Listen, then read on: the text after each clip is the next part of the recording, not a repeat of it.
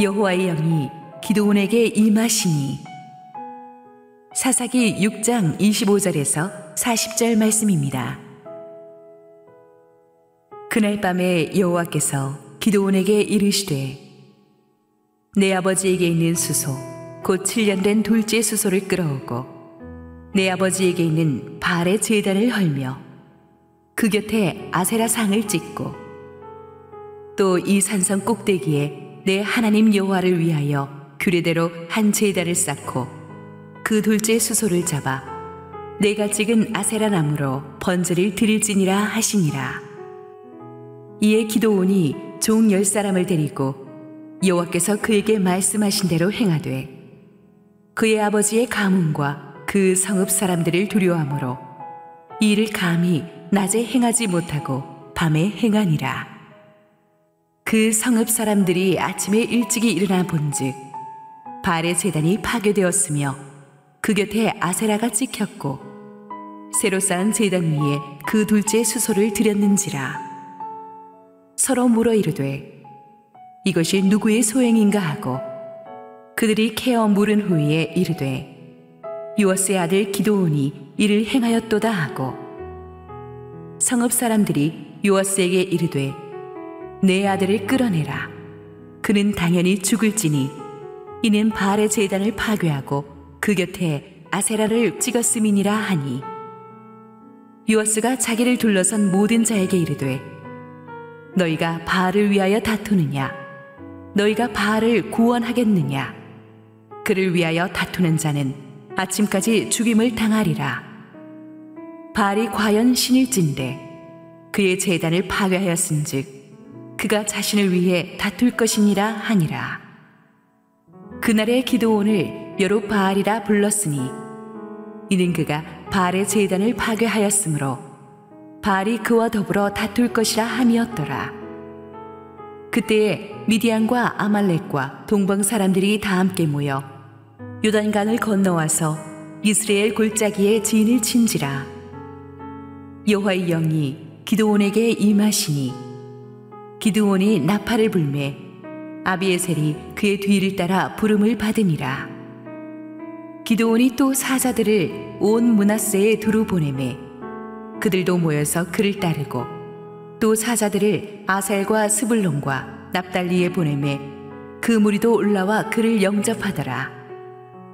기드온이 하나님께 여쭈되 주께서 이미 말씀하신 같이 내 손으로 이스라엘을 구원하시려거든 보소서, 내가 양털 한 뭉치를 타작마당에 두리니 만일 이슬이 양털에만 있고 주변 땅은 마르면 주께서 이미 말씀하신 같이 내 손으로 이스라엘을 구원하실 줄을 내가 알겠나이다 하였더니 그대로 된지라. 이튿날 기드온이 일찍이 일어나서 양털을 가져다가 그 양털에서 이슬을 짜니 물이 그릇에 가득하더라. 기드온이 또 하나님께 여쭈되 주여 내게 노하지 마옵소서. 내가 이번만 말하리이다. 구하옵나니 내게 이번만 양털로 시험하게 하소서.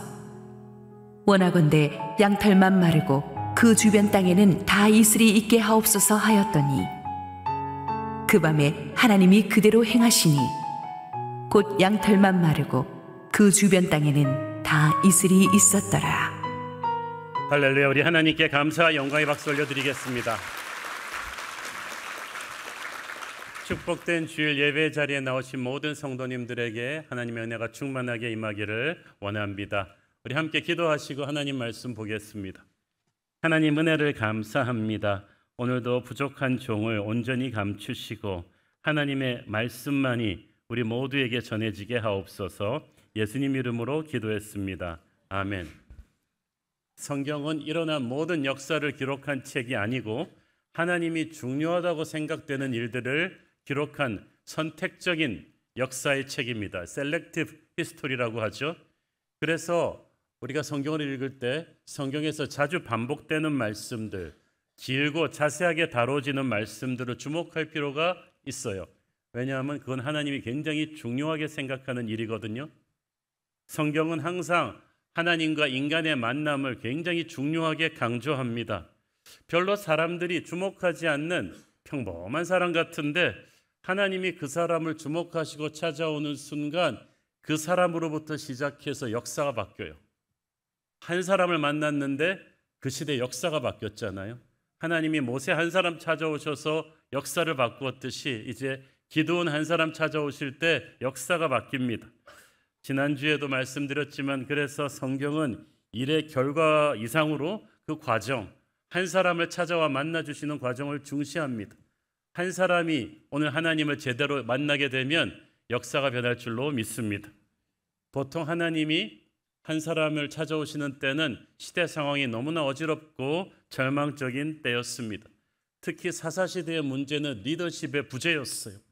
리더라고 자기가 주장하는 사람들은 많은데 사람들이 마음 놓고 따를 수 있는 리더가 아무도 없었어요. 전부 자기 욕심과 죄성대로 살던 때라 리더가 백성들을 걱정하는 때가 아니고 백성들이 저 사람이 저래갖고 지도자 하겠나 고 걱정하는 그런 때요. 세상이 너무나 혼란스럽고 악과 불의가 판을 쳤습니다.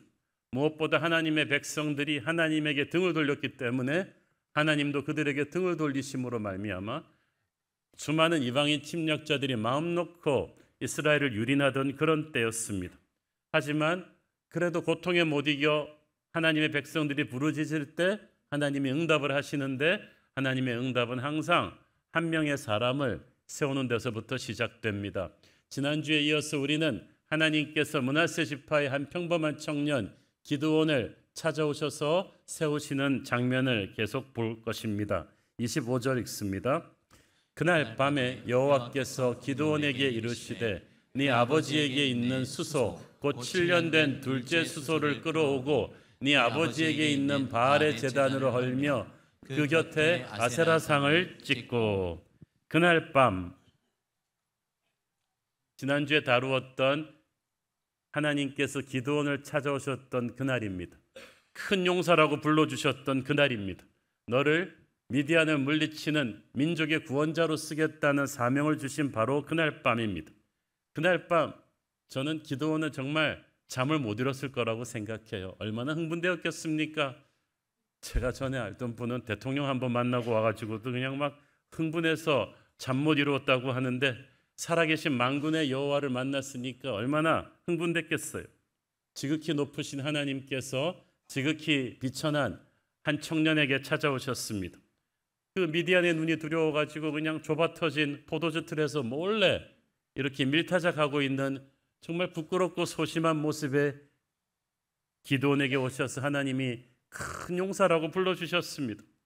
하나님께서는 정말 우리가 우리 자신을 믿을 수 없을 정도로 약하고 비천할 때 우리의 그 참 꾸미지 않은 모습을 보여주기 싫어서 수줍어할 때도 내가 생각해도 내 꼴이 한심할 때 오십니다.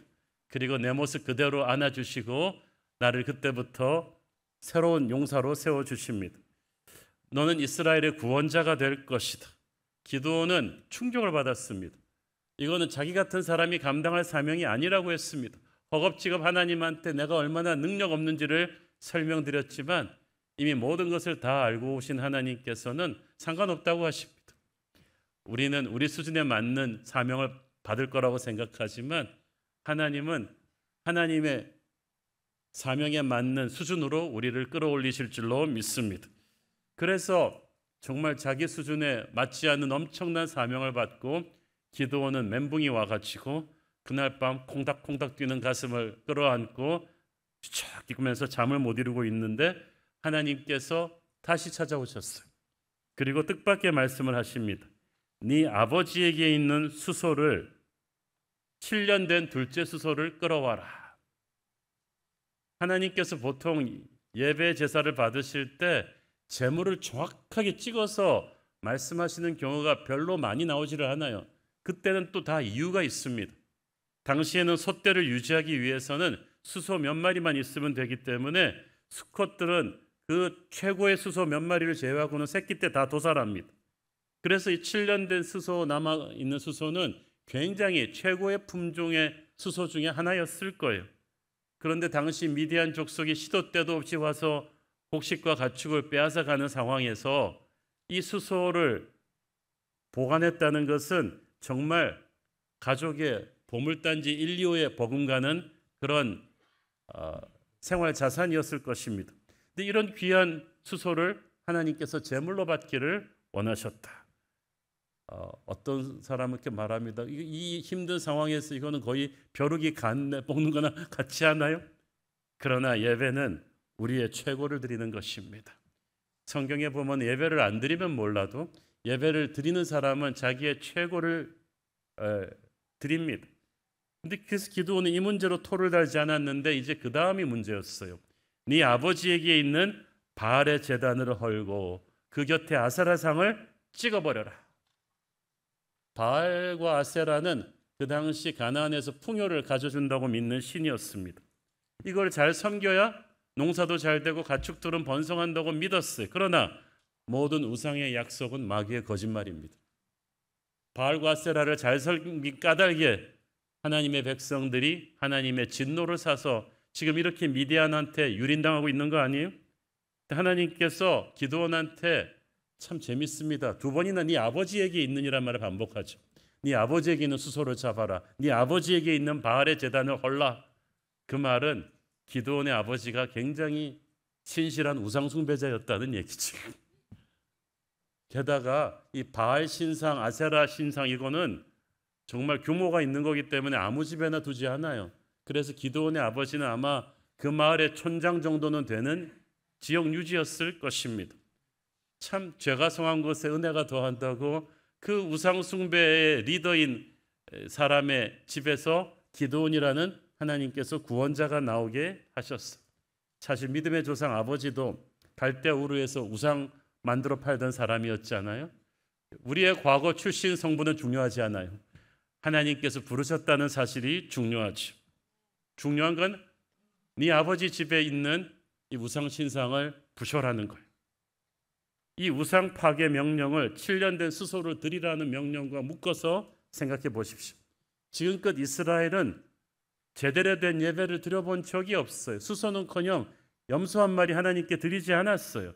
좋은 곡식이나 가축들 다 뺏기기는 했지만 있어도 다 우상의 제단에 바친 거예요. 집에 우상 제단이 있지 하나님께 드리는 예배 제단이 아니었거든요. 그런데 하나님께 바친 적이 없다는 얘기예요. 7년이나 미디안의 침략에 시달리면서도 그들은 우상에게만 제사하지 않고 하나님께 예배하지 않았어요. 하나님께 예배할 때가 되면 우리 돈 없다고 그랬어요. 7년 된 수소는 7년간의 미디안의 횡포에도 불구하고 이 영적인 원인을 깨닫지 못한 이스라엘 백성들의 죄악을 상징했습니다. 우리도 그렇죠. 고통을 당하면서도 하나님 살려달라고 하면서도 정작 그 고통의 원인은 모르고 이전에 잘못된 죄의 습관을 계속 유지하고 있어요.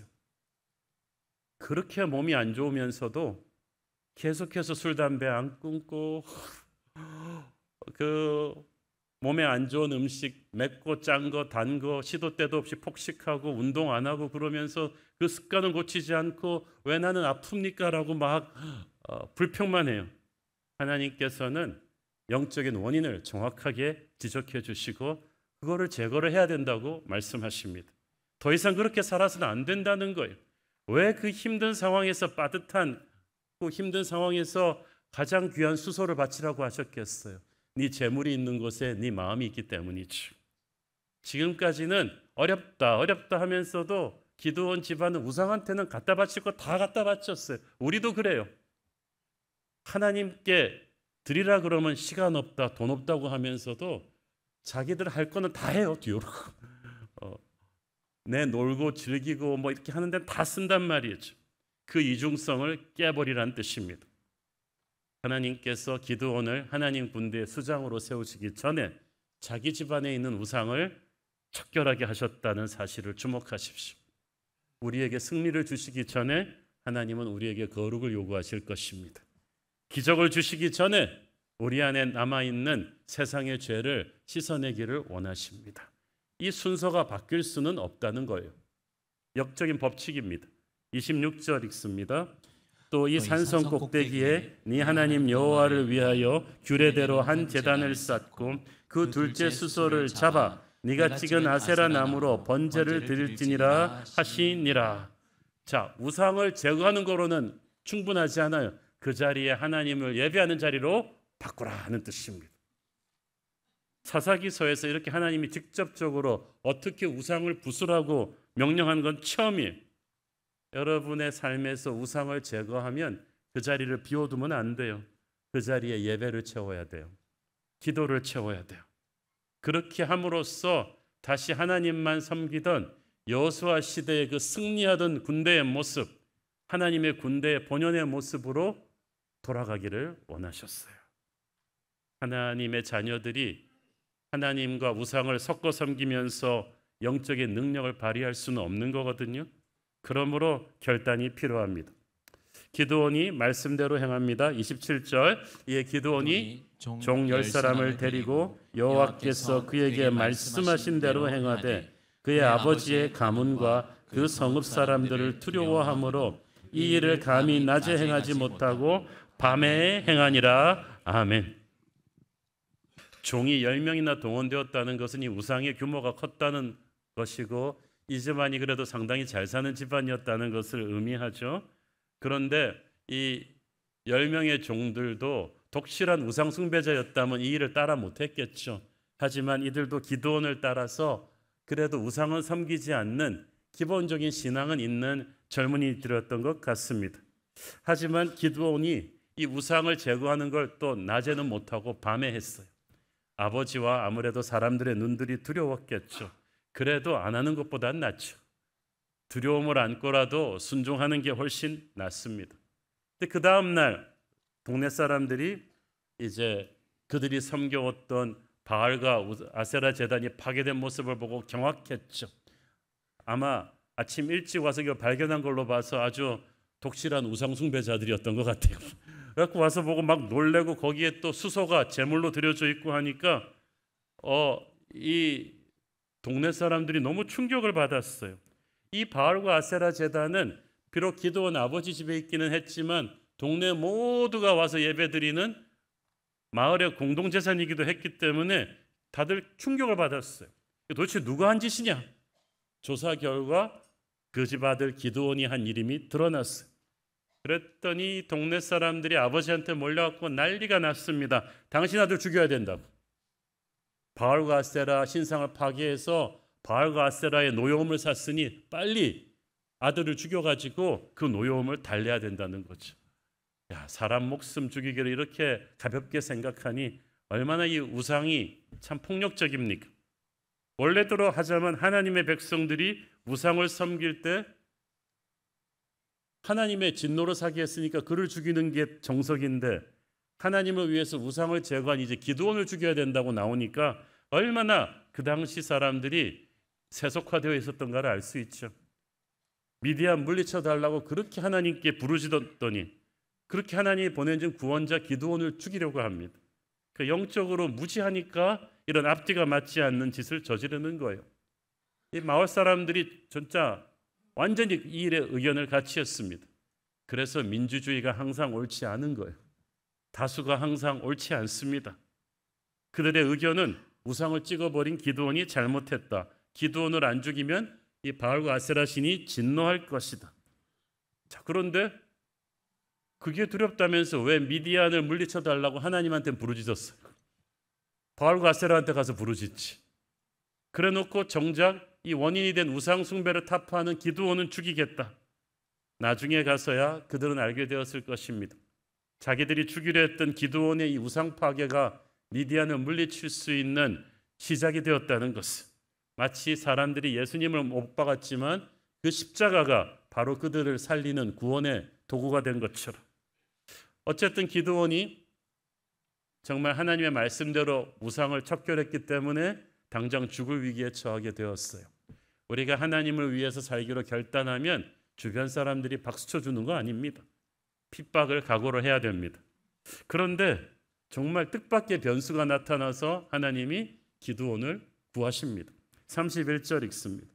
요아스가 자기를 둘러선 모든 자에게 이르되 너희가 바알을 위하여 다투느냐? 너희가 바알을 구원하겠느냐? 그를 위하여 다투는 자는 아침까지 죽임을 당하리라. 바알이 과연 신일진데 그의 제단을 파괴하였은즉 그가 자신을 위해 다툴 것이니라 하더라. 아버지 요아스가 딱 흥분하는 동네 사람들을 막아서면서 한 말씀 딱 하시는 거예요. 야, 바알이 정말 힘 있는 신이라면 너희들이 왜 흥분하냐? 바알이 알아서 자기 명예를 지킬 것이 아니겠느냐?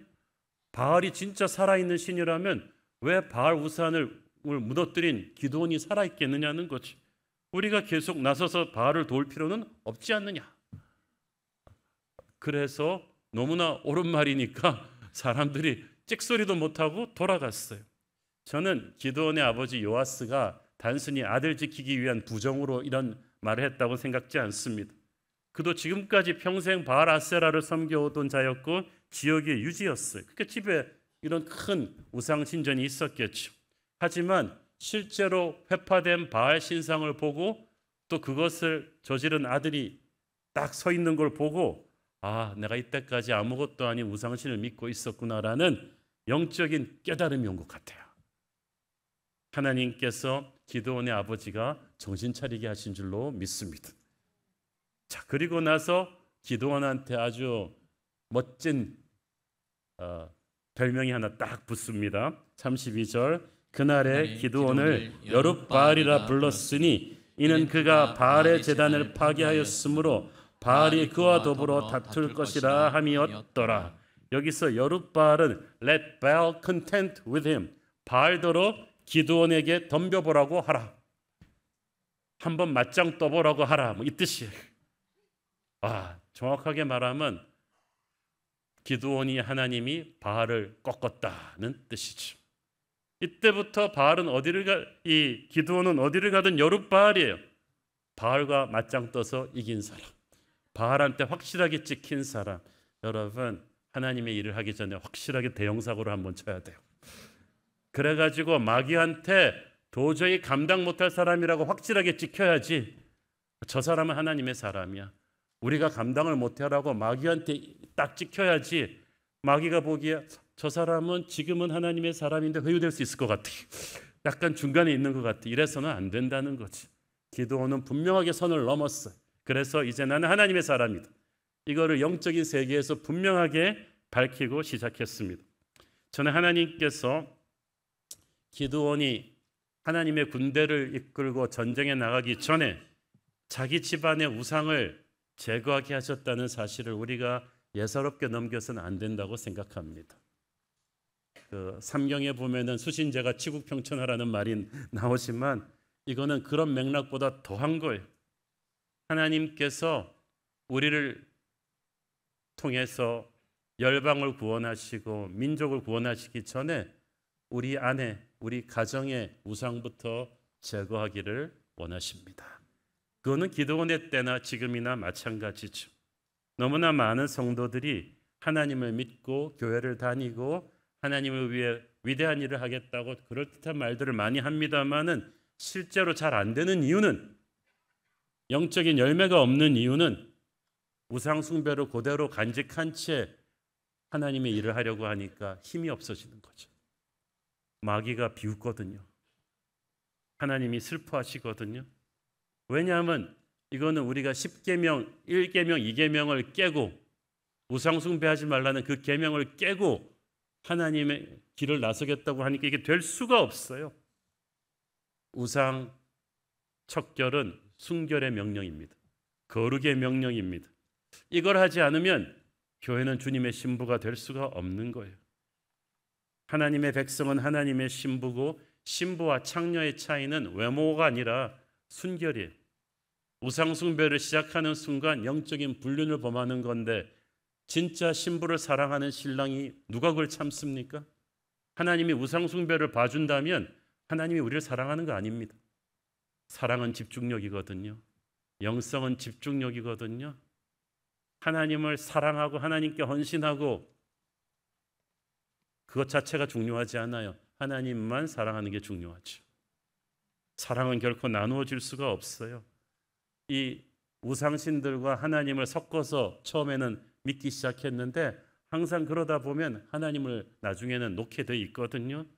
게다가 하나님이 우상숭배를 금하시는 이유는 인간이 예배하는 대상을 닮기 때문이에요. 우상신들의 그 당시 신전에서 예배하는 행위라는 게 말이 예배지 끔찍한 섹스 파티를 하고 사람을 막 칼로 자해하는 폭력적인 것, 온갖 황금을 다 갖다 바치는 것. 그러니까 그런 우상신들을 예배하는 자들의 세상은 어떻게 돼요? 돈만 하는 황금 만능주의에 폭력이 난무하는 불안한 세상, 음란이 가득해버린 도덕성이 붕괴된 그런 세상이 되는 거예요. 그런데도 사람들이 우상에게 끌리는 건 그게 우리의 욕망이 어필하기 때문이죠. 하나님께서 그래서 오늘 우리에게도 저는 말씀하고 계시다고 믿습니다. 우리가 이 시대에 기도원으로 쓰임받기를 원한다면 우리 집에 가서 우상들을 정리해야 돼요. 우상이 뭐냐? 우리의 마음과 시간과 돈을 가장 많이 갖다 바치는 게 우상입니다.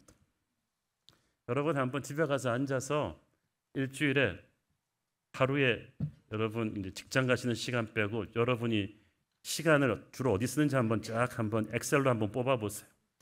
그리고 여러분의 그 은행 앱을 딱 켜놓고 돈이 다 어디로 지출되는지를 한번 쫙 써보세요. 주일 교회 출석하는 거 외에 여러분이 가장 많은 마음과 시간과 돈을 갖다 바치는 게 다 우상이에요. 어떤 사람에게는 부동산이 우상이죠. 자고 깨어나면 자기 사놓은 아파트값 시세만 보는 거. 어떤 분한테는 주식이 비트코인이 우상입니다. 제가 아는 형제는 정말 하루 종일 스마트폰 켜놓고 주식 동향 체크하느라고 정신이 없어요. 앉으나 서나 그대 생각. 어떤 사람에게는 자식이 우상이죠. 어떤 분에게는 명예가 우상이고 취미생활도 선을 넘지 마세요. 지나치면 우상이 되거든요. 어떤 분들은 가볍게 취미로 낚시 시작했다가 그 낚시도 한번 딱 중독이 되면요. 그냥 주말만 되면 가족도 팽개치고 달려가게 돼요. 바둑, 당구도 이 선을 넘으니까 정말 힘들어져요. PC나 스마트폰으로 어디 가서 앉기만 하면 게임하는 젊은이들도 여러분 정신 차리셔야 돼요. 그거 하고 나면 나중에 머리가 멍해지거든요. 우리 시대에 정말 심각한 우상 중에 하나는 유튜브라고 저는 봅니다. 우리나라 국민의 88%가 유튜브를 시청한다고 하는데 휴대폰 앱 사용 시간의 3분의 1을 유튜브 시청이 가져갑니다. 진짜 어르신들도 똑같아요. 그죠? 다양한 콘텐츠가 자유롭게 생성되고 소비되는 환경이기 때문에 유튜브에는 검증되지 않은 정보, 자극적인 내용, 가짜 뉴스가 범람합니다. 그래도 아무도 체크 안 합니다. 그저 조회수를 더 높이기 위해서 전부 다 이 자극적인 콘텐츠를 계속 올리잖아요. 유튜브가 한번 잡히면 왜 빠져나가기가 어려우냐 하면 유튜브의 1등 성공 요소가 AI 알고리즘이기 때문이에요. 시청자가 자주 보고 좋아하는 영상을 파악해가지고 비슷한 관련 영상을 끊임없이 물어다 줍니다. 중독성이 있어요. 2017년 뉴스위크 인터뷰에서 넷플릭스 CEO가 말하기를 우리의 경쟁자는 영화관이나 케이블 TV가 아니다. 우리의 경쟁자는 수면이다. 나는 사람들이 잠자는 시간까지 빼앗아서 넷플릭스를 보게 만들 것이다. 넷플릭스가 그렇다면 뭐 유튜브도 마찬가지겠죠. 여러분 유튜브가 넷플릭스가 우상이라는 생각 별로 많이 안 해보셨죠? 인스타그램 같은 SNS 사용도 자제하십시오. 그리고 여러분 걸어가면서 스마트폰 좀 그만 보세요. 교통사고 그렇게 해서 많이 납니다. 버스나 지하철 출퇴근하면서도 앉기만 하면 스마트폰 켜는 것도 자제하시고 우리 새로운 교회 성도들은 책 한 권씩 좀 들고 다녀보십시오. 자연을 보고 사람 눈 보고 대화하려는 노력을 좀 해보시고 의도적으로 하루에 정기적인 한두 시간만큼은 미디어 금식을 하면서 성경을 묵상하는 찬양 듣는 기도의 시간을 좀 몸부림쳐 보기를 원합니다. 여러분 하나님의 음성 듣고 하나님께 쓰임 받기를 원하십니까? 왜 하나님의 음성이 잘 안 들린다고 생각해요? 여러분이 켜놓은 지방 방송이 지금 너무 많아요. 하나님께 쓰임 받기를 원한다면 여러분의 집안에 가까운 곳에 있는 우상을 제거하십시오. 이게 지금 남의 일이 아니에요. 사람도 너무 집착하면 우상이 돼요. 인간관계도 참 넓은 인간관계를 가지고 계신 분들, 자기 스마트폰에 연락처 한 2,000개 된다고 자랑하는 분들, 사람을 너무 의지하거나 기대하면 반드시 상처를 받습니다. 인간은 사랑의 대상이지 믿음의 대상이 아니거든요. 사람에게 너무 많이 정 주고 사랑 주고 마음 주고 시간 주지 마세요.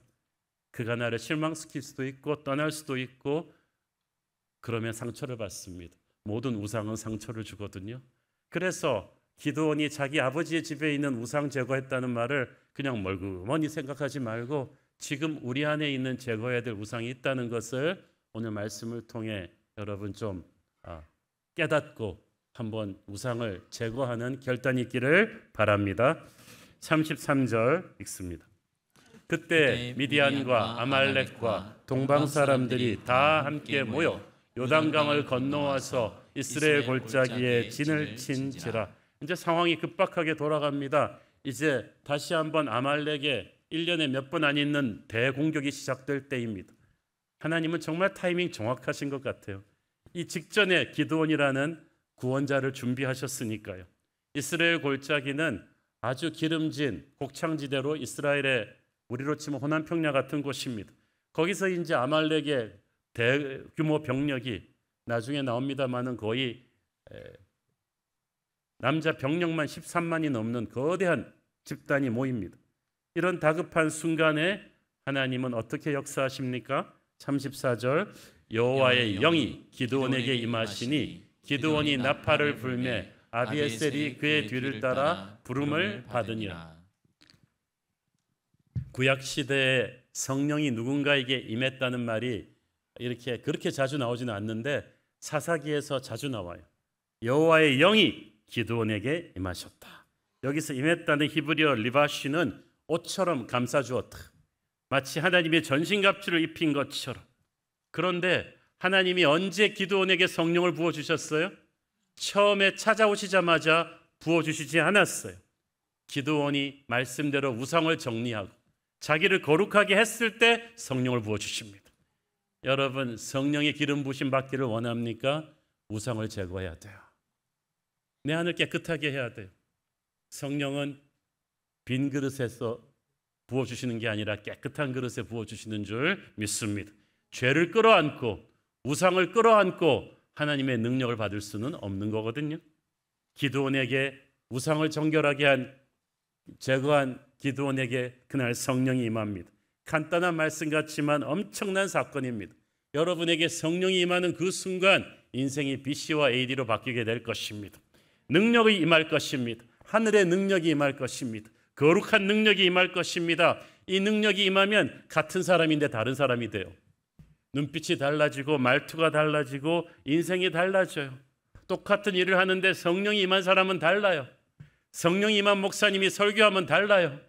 같은 말을 하는데 완전히 파워가 달라져요. 평범한 사람한테 하나님의 역사가 나타나기 시작하고 성령 받은 사람은 자기가 광고하지 않아도 주변 사람들이 느낄 수가 있어요. 오늘 저는 여러분 위에 성령이 임하기를 바랍니다. 불처럼 바람처럼 성령 받고 나면 인간적인 힘으로 할 때는 작은 일도 버거웠는데 큰 일도 쉽게 해요. 인간적인 힘으로 꿈쩍도 않던 일들이 막 움직이기 시작하죠. 힘으로도 능으로도 아니 되나 오직 나의 신으로 되느니라. 이 성령이 얼마나 기가 막힌 타이밍에 옵니까? 이스라엘이 다시 한번 미디안의 대침략으로 유린당하기 일보 직전에 온 거예요. 정확한 타이밍에 옵니다. 역사의 어둠 속에 우리를 정결하게 하고 기도하면 하나님이 우리나라 망하기 전에 교회를 성령으로 세우셔서 이 민족에게 다시 소망을 주실 줄 믿습니다. 모든 것을 하시는 성령께서 미디안의 침공 직전에 기드온을 준비하시고 역사를 준비하셨어요. 성령을 받고 나니까 기드온이 완전히 달라졌어요. 우리 아이가 달라졌어요가 아니라 기드온이 달라졌어요. 출정 나팔을 딱 붑니다. 7년 동안 한 번도 불지 않았던 그 옛날 여호수아가 불었던 군대의 나팔이에요. 그 나팔을 부니까 먼저 아비에셀이 그의 뒤를 따랐다고 했죠. 아비에셀이 누구냐면 기드온 친족들이에요. 그 마을 사람들이. 기억하세요? 방금 전까지 우상 부셨다고 기드온 죽이려고 달려들었던 그 아비에셀이 성령 받고 난 기드온의 나팔 소리에 그대로 엎어졌다. 성령이 임하시면 전에 나를 무시하던 사람들도 나를 무시하지 못해요. 나를 미워하고 죽이려 하는 사람들도 굴복시키십니다. 여러분에게 영적인 권위가 생길 거예요. 바로 나와 함께 하나님의 군대가 되게 하는 역사가 일어납니다. 아비에셀은 시작에 불과했어요. 35절을 보니까 기드온이 또 사자들을 35절 읽습니다. 기드온이 또 사자들을 온 므낫세에 두루 보내매 그들도 모여서 그를 따르고 또 사자들을 아셀과 스불론과 납달리에 보내매 그 무리도 올라와 그를 영접하더라. 아멘. 므낫세 지파 전체가 여러분 지금 콜링 받아서 온 지파들 어디서 많이 들어본 것 같지 않으세요? 바로 그 옛날 드보라 때에 모여들었던 용사들이에요. 다시 한번 그들이 일어난 거죠. 성령을 받고 난 기드온의 나팔 소리에 기드온이 알지도 못하던 그 옛날의 용사들이 전설처럼 다시 일어나기 시작해서 함께하게 된 거예요. 기드온 혼자서 이 전쟁을 감당할 수는 없어요. 형제 자매들이 와서 도와줘야 되는데 누가 옵니까? 성령께서 모아주셔서 옵니다. 여러분이 하나님의 부르심을 받고 나면 하나님이 여러분 혼자 하지 않으세요. 수많은 성령의 사람들을 모읍니다. 알지 못하던 사람들을 땅끝에서 모아주세요. 우리 새로운 교회가 시작되기 전에 여러분과 저는 몰랐습니다. 그러나 성령의 나팔 소리를 듣고 우리가 하나가 모였고 성령의 군대가 함께 간다면 우리는 놀라운 일을 하게 될 것입니다.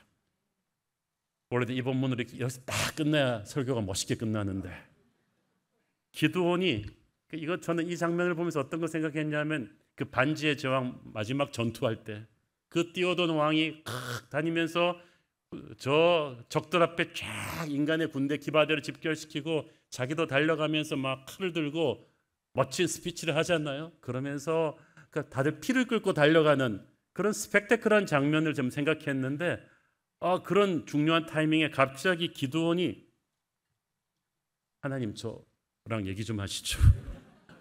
옆으로 가더니 한다는 말이 36절 38절 읽습니다. 기드온이 하나님께 여쭈되 주께서 이미 말씀하신 같이 내 손으로 이스라엘을 구원하시려거든 보소서 내가 양털 한 뭉치를 타작마당에 두리니 만일 이슬이 양털에만 있고 주변 땅은 마르면 주께서 이미 말씀하신 같이 내 손으로 이스라엘을 구원하실 줄을 내가 알겠나이다 하였더니 그대로 된지라.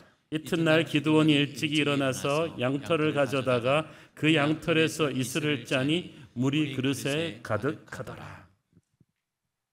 기드온이 하나님한테 중요한 작전 명령을 구한 게 아니라 하나님 제가 말이죠 다 좋은데 아직도 조금 불안합니다.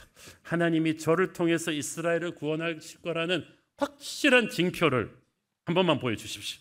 제가 양털을 타작마당에 다 깔아두면 이 양털에만 밤이슬이 내리고 주변에는 말라 있으면 제가 나를 통해 하나님이 역사하실 거라고 믿겠습니다.